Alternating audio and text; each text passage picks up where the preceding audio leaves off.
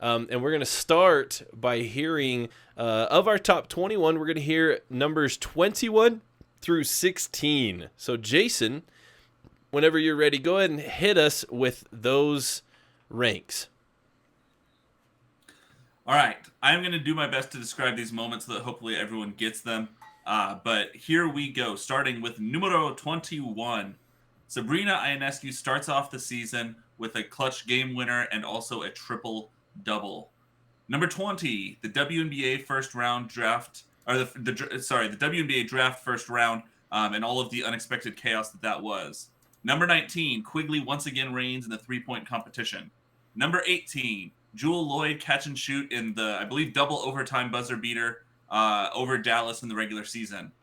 Number 17, Team WNBA beats Team USA in the All-Star Game. And number 16, UConn goes on a 19-0 run to help defeat Baylor in an Elite Eight matchup. Oh, yeah, that is so many good moments. Yeah, I tried to order those and I lost track. So that's I've got them written down. If you I can send them to the that chat. over. Yeah, throw them over. Yeah, if you throw them over the chat, that way I can screenshot the group and send it to the chat. He got it. We're good. Oh, sweet. That was a solid list, and honestly, a couple of those that I didn't have on my list just that I kind of forgot about, and as Jason was reading those, I got really stoked again about those. So, like, kicking off the list with UNESCO is perfect because starting off this list with the same energy that did to start off the season was a big deal. That kicked off the year. I mean, that was like, holy crap, like this is happening. And it was for the first time in a long time, it was like, oh, the Liberty have something. And it was just, there was a lot of energy toward that. I remember all of the emotion that came out of UConn Baylor. Yeah, that was great. We literally watched the Team USA Team WNBA game. Yeah. So if I know anything about this group of hosts, it's that we all probably approach this list with like slightly different criteria. Mm-hmm. So I'll just let you know mine right off the bat, since I recognize several of these as things that were on my list. Mine was very much like, it wasn't about things that necessarily defined the year in basketball, but it was things that made this year super fun that I don't want to forget. And so like there are obviously like big things that we're going to get to in the top 15, but some of these are like things that I just don't want to like forget. Like I love that the Liberty kind of arrived at the start of this year, and that, whether they maintain that trajectory or not in the future remains to be seen, but they definitely were like a very fun storyline at the start of the WNBA season. Obviously the Elite Eight game against Baylor, I mean, heartbreaking for Baylor and exhilarating for UConn fans, but nonetheless, like I think this year in momentum for women's basketball really started in the tournament, because the Elite Eight and the Final Four and the championship game were all spectacular. So I'm glad that those are on this list, and everybody should go back and remember how fun those were. Quiggs winning 3-point contest. Didn't think to put that one on my list. Love it. We were there. It was fantastic. You know why? Same with the All-Star game. I think that might have skipped off people's lists. And I'm not saying this to be mean, one of the biggest bummer acceptance speeches I've ever heard in sports history. Yeah, she's like, I'm done. It's like, I'll never do this again. I'm like, yeah. What? Yeah, that was we all love it. And I will say the weirdest as far as chorus of boos I've heard my whole life for a player everyone in that arena universally loves. I think I can say that with confidence. Yeah, it was a chorus of boos out of love, which is rare. Yeah.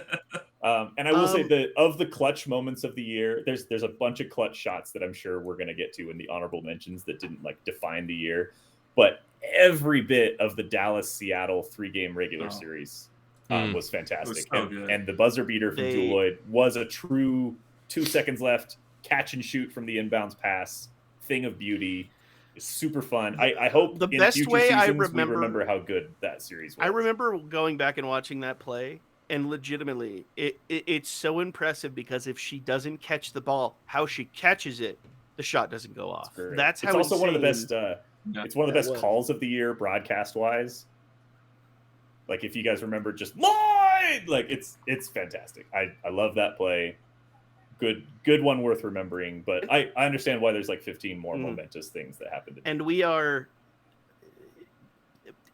already even brought it up on this broadcast, but like, it's hard for anyone who wasn't watching in real time to explain what an obscurely bizarre night the draft was. That first round is one of the craziest experiences I've ever had, because it was just, you could not predict this from pick 3 on. You could not predict a single selection, and almost none of them you saw coming, and it was just absolutely insane and super fun. And it was one of those situations of just, this is why we need, 144 was a great documentary for the bubble. The next thing I need is like that Hard Knocks version of like, I want a documentary that just shows me the war rooms of those draft teams and how they're correlating these picks and everything, because it just, I was dumbfounded, but there's reasons for everything. That was such an insane night. It was. That was way obscure. No, I remember. I remember we were on that call, and I haven't gone back and rewatched it. I'm sure I could, but I don't particularly want to. But part of the reason is because once we got to the end of the first round, I remember my commentary was basically like, I don't know, the people I thought should have gone haven't gone, and I just legitimately that was my answer every time. Who do we think Dallas is going to take? I don't know. I genuinely don't know. I stopped having fun. I was like, who even cares? It was no longer a predictions episode and stream. It became just a reaction stream. It was just wow, okay. We're gonna find out. We might as well watch.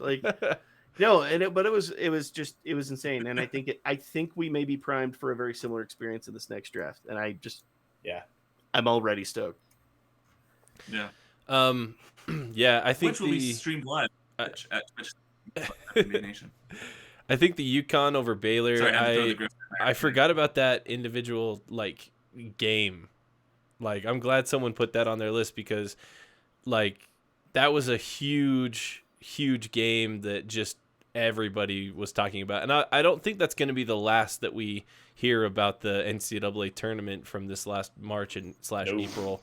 I'm sure there's going to be some other entries here, but that UConn Baylor game was absolutely nuts. Nelson Nadota, Beckers, and Dede Richards, and I remember it was the Richards injury that really made the difference in the game. It felt like that was one of the most exciting tournament games, men's or women's, I feel like I've watched in full.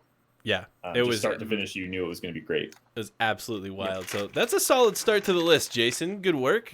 Not that you did all of that. I guess good work to all of us. Congrats, us. Go show. Go. We're so go good. show. Go.